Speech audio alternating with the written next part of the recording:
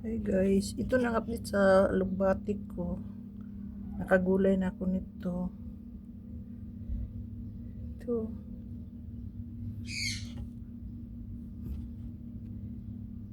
Na ano sa init oh. Yan ang kamuti ko. Tingnan nyo ang kamuti ko. Hindi pa rin maganda. Ito, update ko sa lemongrass ko. Tinanom ko.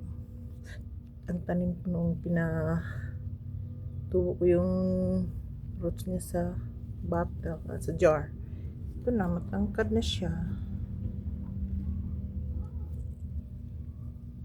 Bilis lang. Pero ang malunggay ko, nakakalungkot. Tina-transfer ko dito. Tingnan nyo guys, wala nang dahon. Sana tumubo pa. Hindi pa naman siya patay. Pero wala nang dahon. Tina-transfer ko dyan. Ganyan ang nangyari. Buti pa ang lemongrass ko. Tumubo na yung lemongrass ko. Yung basil ko, walang patay-patay yan. Kinukuha ko lagi yung flower siya, yun ang ginamit ko pag tinula.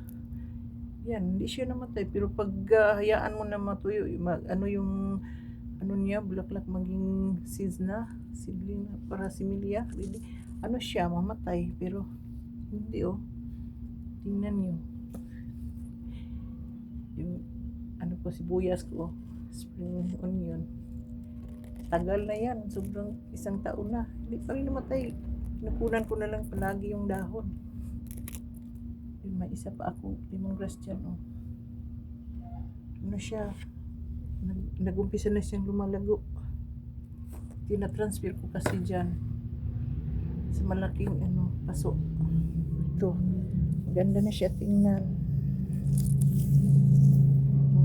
Ganda na. Doon pa yung pinapakatay ko yung katay, yun sa Tagalog, katay, pinatay.